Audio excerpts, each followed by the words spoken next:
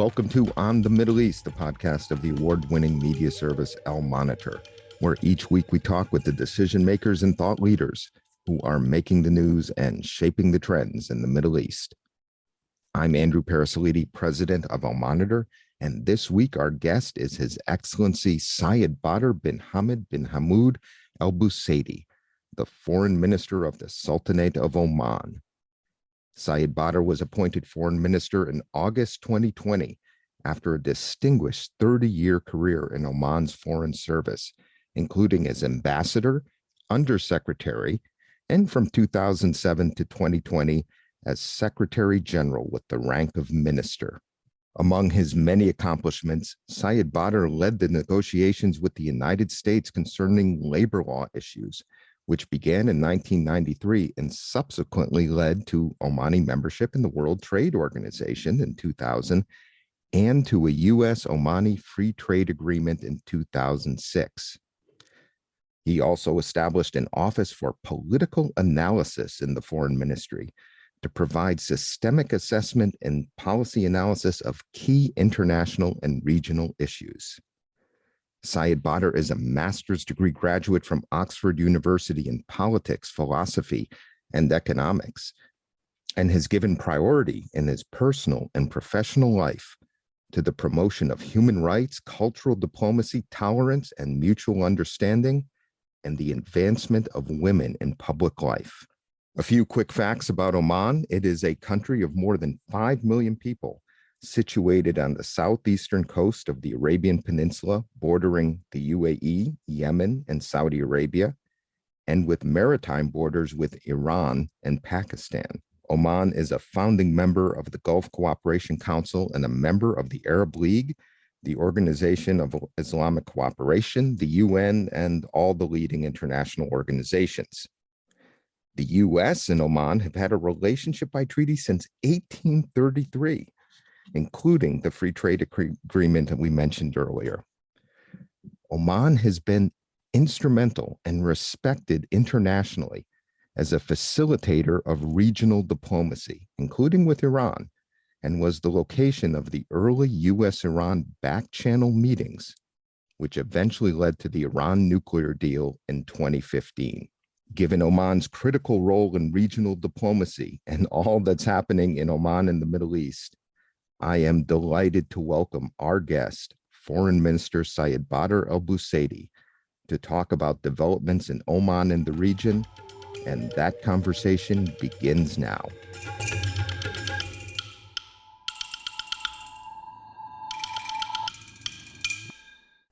Your Excellency, my friend, Foreign Minister Sayyid Badr Albusaidi, welcome to On the Middle East. It's an honor to have you join us today to talk about Oman.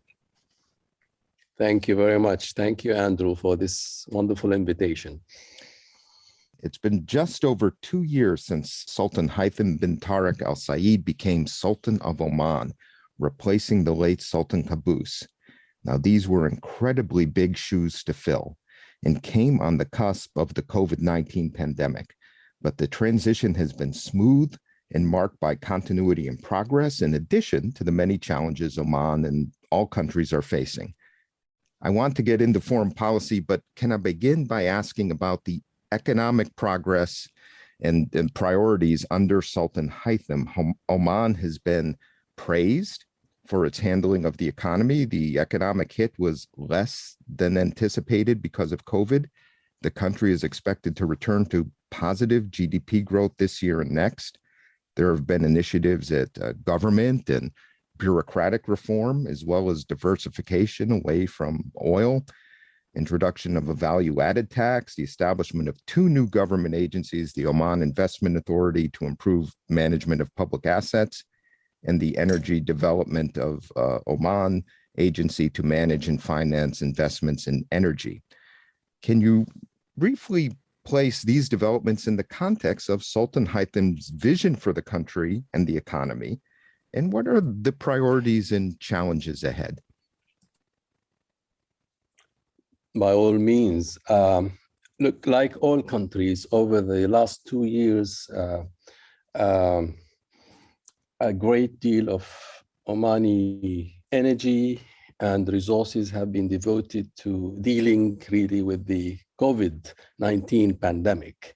But let me say this, although we have experienced our own share of loss, illness, and acute pressures on public services and the economy, I'm really proud to say of the resilience and resourcefulness with which the Omanis have responded to the multiple challenges of these challenges, particularly the pandemic. And we have made excellent use of our strong health infrastructure. Above all, I want to stress, I mean, there was and is, I'm glad to say, a powerful spirit of togetherness. And this amount to what I call the concept of social unity. This was also clear in the public response, as you have probably seen, to the effects of the cyclone that we've been hit with, Cyclone Shaheen, which hit very hard parts of the northern parts of Oman, in the Batina region, and people really volunteered, traveled long distances to help clear up, repair, and to support those whose homes and businesses were damaged. And this gives us great confidence for the future, because this sort of unity and sense of citizen participation, I believe, is going to be one of our top priorities and strengths and greatest strengths as we move forward. The government of Sultan Haytham has developed an overall plan for national development, which we call Vision 2040. It was created, in fact, under the leadership of His Majesty, the Sultan, and it sets for all of us ambitious targets to be achieved over the next 20 years. There are targets for economic development, focusing on industrial diversification and economic diversification, the knowledge economy, renewables, education, and of course, job creation and employment. There are targets for the quality and responsiveness of government and public services, and the inclusive mutual support shown by so many of our citizens over the last 2 years will be an essential element, I believe, in our work to achieve these targets. And the government policies will continue to promote inclusiveness as a core value. So currently in Oman, I mean, we really understand the relationship between domestic and foreign policy. They cannot be separated from each other. Not only must we all act in coordination across all aspects of government work, but really foreign policy has a particularly vital role to play in making sure that our international relations are perfectly aligned with our objectives for national development. So today, foreign policy is something that requires everyone involved in international relations to have a sound understanding of a much wider range of issues like economics, like technology, the environment, health and education, and many other fields. It also means that really our colleagues here involved in the development and the implementation of domestic policy, including business leaders in the private sector, need also a sophisticated and up-to-date understanding of the global issues. And it is part of my job and the foreign ministry job to really keep colleagues and these business continuously up to speed on international developments. So this is really why our Vision 2040 provides a crucial framework for establishing foreign policy priorities. And this means that Oman's foreign policy must prioritize our agenda for economic development, which is underpinned by diversification, by investment in education, by innovation, and so on. So the vision really is the driving force, the Vision 2040, which is also about developing the government structures to make us more responsive, more transparent, more inclusive. And I see a key role for my ministry, for the foreign ministry here too, in this regard. So that said, I mean, it's been a very challenging period, but we are confident that the overall, as you have noticed and mentioned, our fiscal position is now sound and improving. It's on the right direction.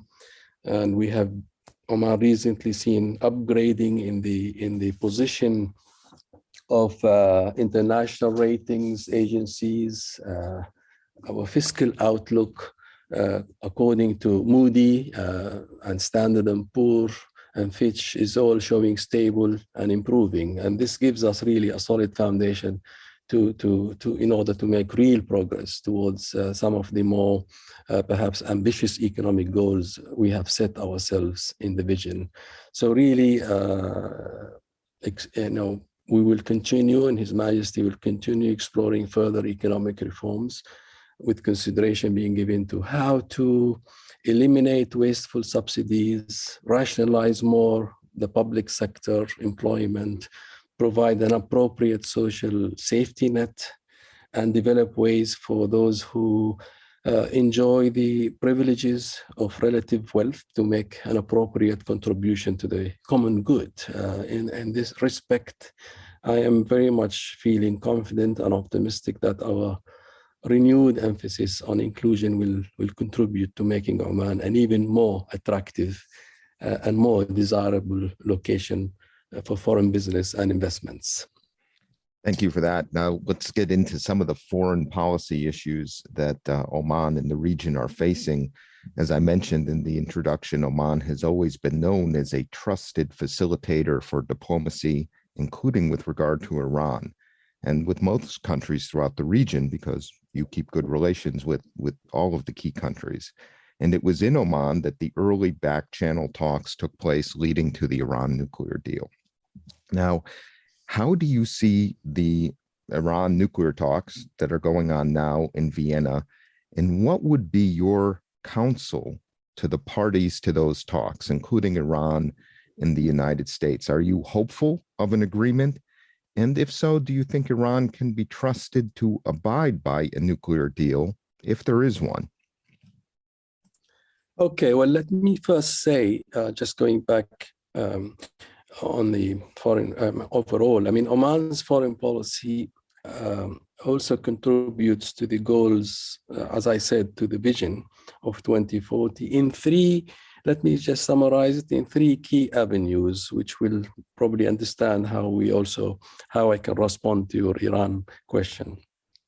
So we work to ensure a secure and stable environment in which Oman's economy can grow. And then we promote an outward-looking approach, outward, which enables us to find the right markets, the right partners and investors across the globe. And we actively encourage and create structures to support joint projects and international industrial and commercial collaborations. All three of these strands of our work towards the goal of achieving and the realization of Vision 2040 are therefore supported by Oman's long-standing foreign policy emphasis on dialogue and on maintaining friendly relationship with really everyone.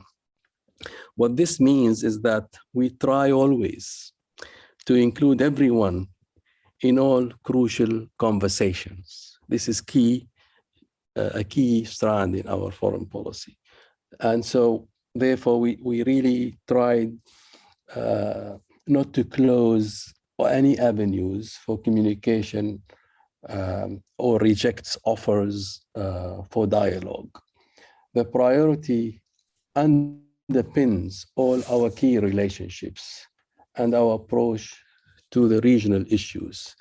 And this is in response to the question on Iran.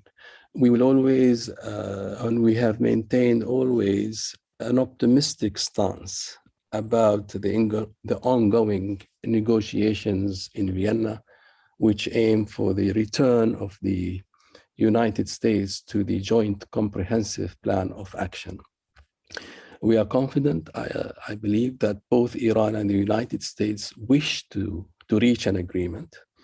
I think everyone involved also recognizes the importance of building trust, and I underline that word, on all sides in order to ensure that this time the agreement is going to be sustainable. It is not going to be easy, we all know that. It is not going to be easy for all parties to reach that end goal. But in order for them to do so, perhaps the most important prerequisite will be finding a way where all parties feel confident enough about the stability and the sustainability of the agreement. I've been talking with interlocutors in Tehran and also in Europe and in the United States, and I have confidence in the integrity and the good intention, I think, of all participants in these talks. We firmly believe that such an agreement would really serve the interests of everyone and of the whole international community without exception. This is a good agreement for peace and security in our region and the world. And I really cannot stress how important to support all these participants and support the negotiations in the hope that they will reach an agreement at the end of the day. Let's talk about the link between the negotiations in Vienna and what's happening in the region. There have been several regional initiatives to engage Iran. There are the Saudi-Iran talks that have taken place in Baghdad. There's an increase in UAE-Iran diplomacy after years of acrimony. And there is, of course, as you just described, Oman's consistent approach to dialogue and dealing with Iran in all parties. How hopeful are you that the Arab Gulf states can settle their own accounts with Iran? And how much of that depends on the negotiations in Vienna and the role of the United States and other outside powers? Well, as I said, I think, and we will continue to believe in the power of dialogue and direct engagement. Iran is a regional country, and in whatever way you look at it, I think we need to come to terms with our differences through dialogue and reach an understanding where all parties can really play a constructive role in resolving issues, in finding ways of deepening cooperation. Because at the end of the day, I believe it is in everybody's interest and indeed in everybody's intention that we want an environment of stability, of security, of peace, which will allow the peoples of the region at the end of the day to prosper further, to deepening their interests, and to make a region more attractive for our partners to invest, to do business with. And I think there is a growing realization how important this has become, given the lessons of the past, and hopefully learning from those lessons for the future. There is no other avenue but to have an understanding, to talk with each other directly, not at each other, but to talk with each other in order to reach that ultimate goal of understanding and cooperation. The war in Yemen is now more than 5 years old. It's been labeled by the UN as the worst humanitarian crisis in the world.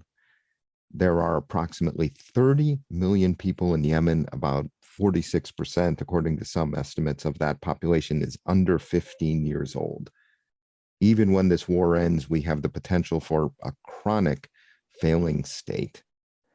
And as we have seen further escalation in recent weeks with Houthi rocket strikes on the UAE and calls for the U.S. to redesignate the Houthis as a terrorist group.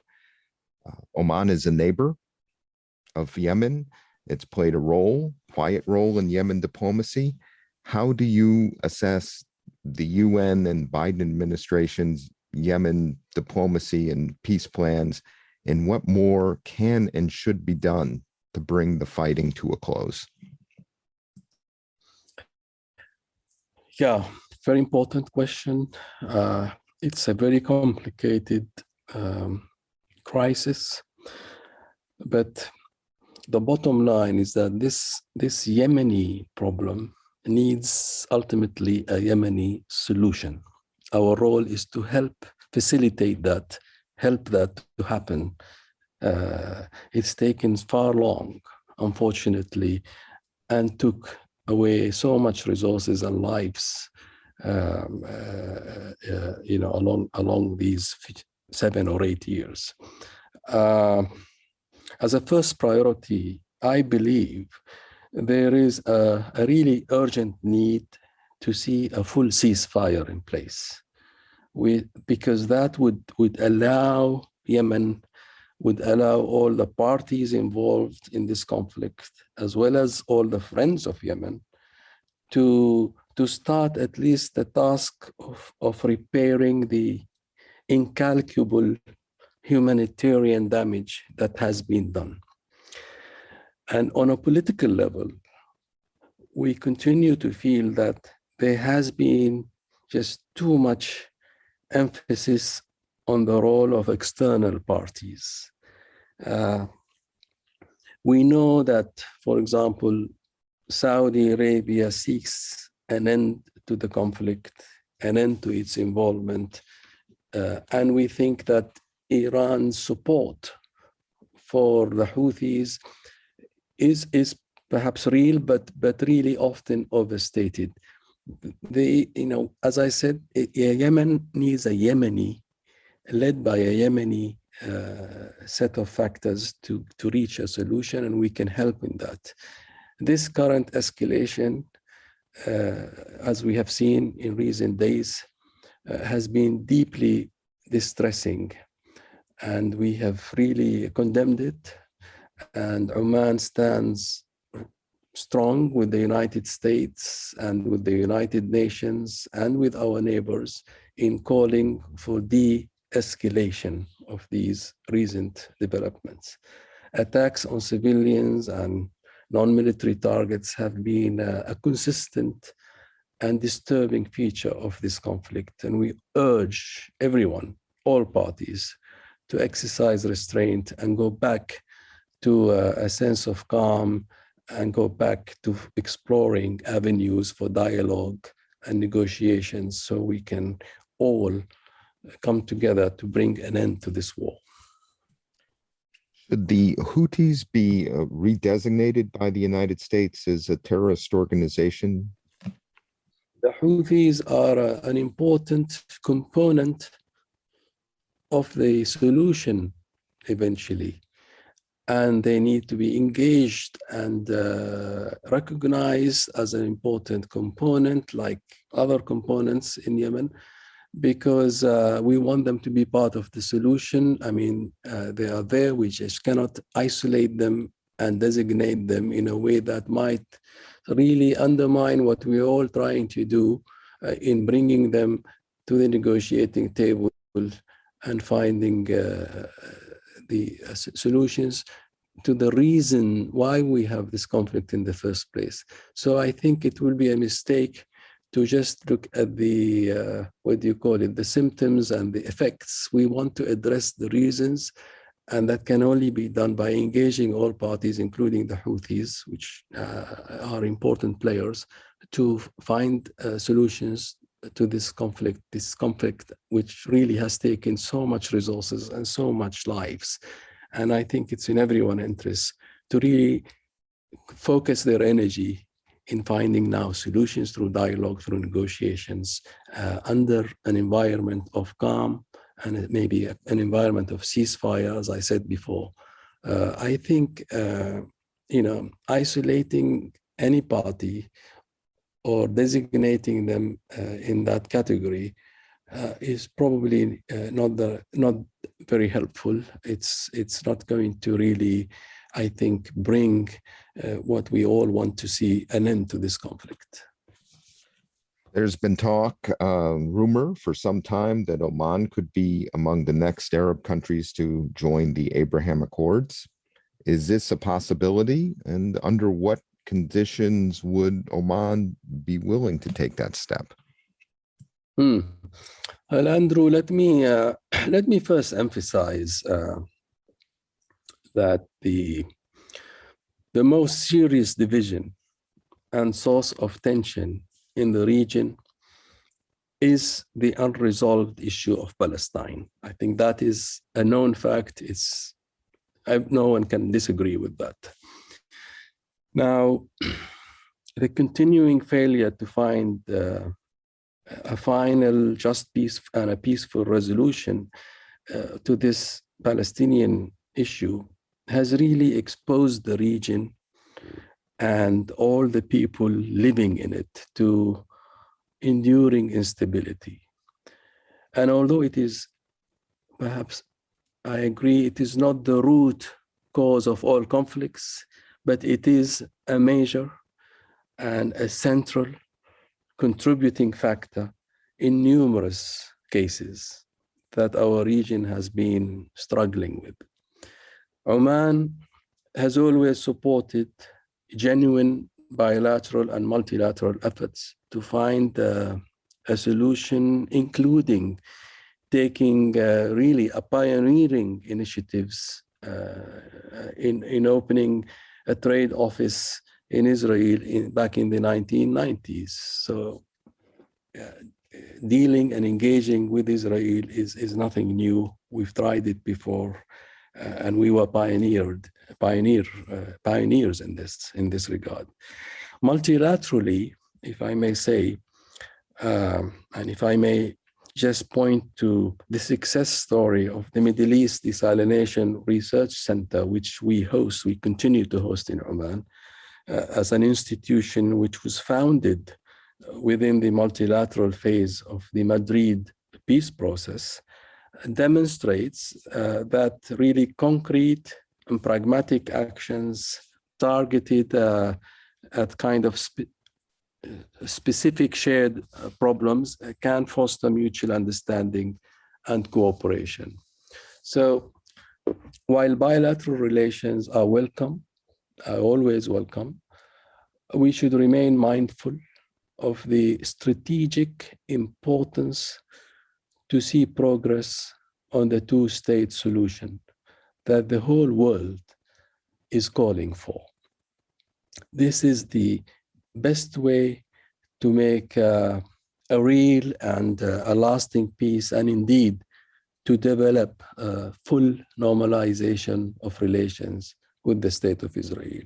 If there are developments that suggest a real willingness to engage on a multilateral basis with a commitment to achieving a two-state solution and a comprehensive peace, the Sultanate of Oman will be among the first to offer its active support, just as we have done so in the past, in the 1990s, and even before the 1990s, when we stood out in supporting the Camp David Accords back in the 1970s. That's my really response to your question. Oman, Egypt, and the UAE, among several Arab states, have been moving in the direction of support for Syria's return to the Arab League. This is opposed by the United States. Is Syria's return to the Arab fold a priority for Oman, and how do you see that trend developing? Well, as you know, Andrew, Oman was among the very few states who really maintained its relationship with Syria, even though Syria kind of was no longer in the Arab League, or its membership was frozen, because we always believed that there needs to be some channel of dialogue and engagement with Syria. Syria is a founding member of the Arab League.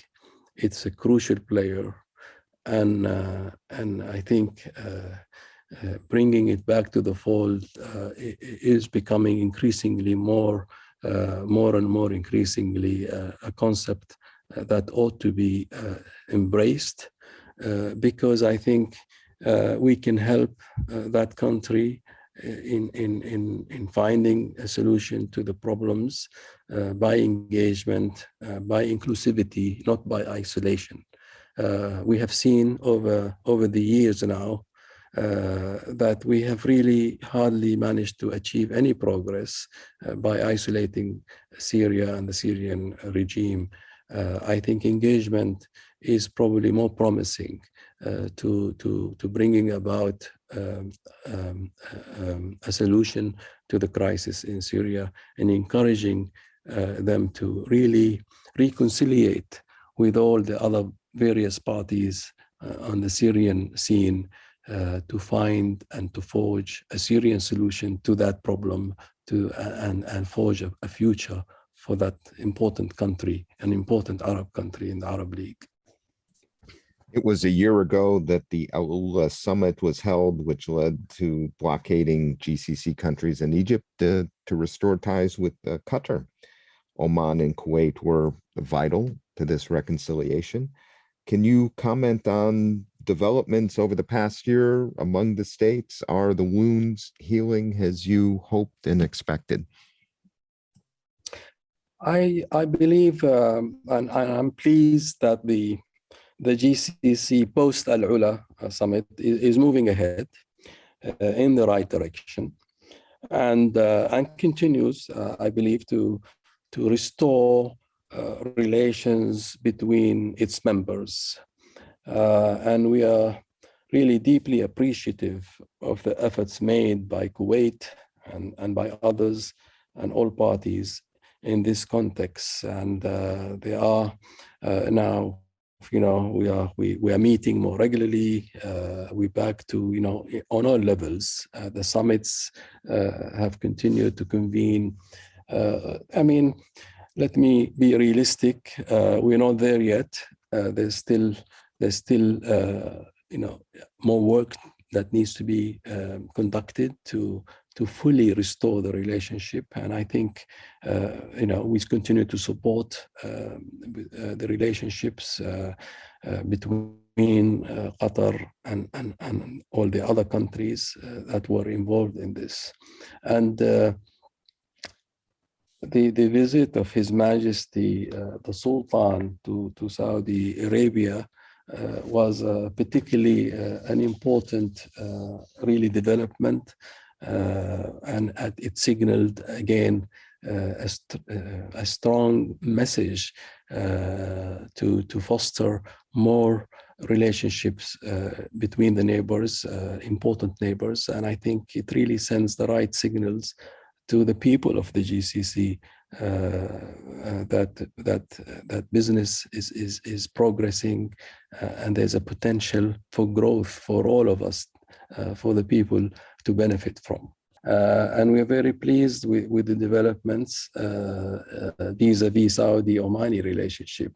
The opening of the road border crossing between our two countries is particularly a historic event, an important step towards further and deeper cooperation. So really, we are optimistic that the GCC is coming together slowly but surely, and there are so many projects to be realized and major developments in infrastructure, connectivity, that will really transform the economic dimension, not just of Oman and Saudi Arabia, but also enhancing the dynamic relationships among all the GCC countries. Sayyid Badr, it has been a pleasure and an honor for me and our listeners to talk with you about the critical role Oman plays in the region. Thank you for joining us today on the Middle East, and I hope to see you soon in either your beautiful country or here in Washington. Thank you very much again, Andrew. Really appreciated this program. All the best and see you soon.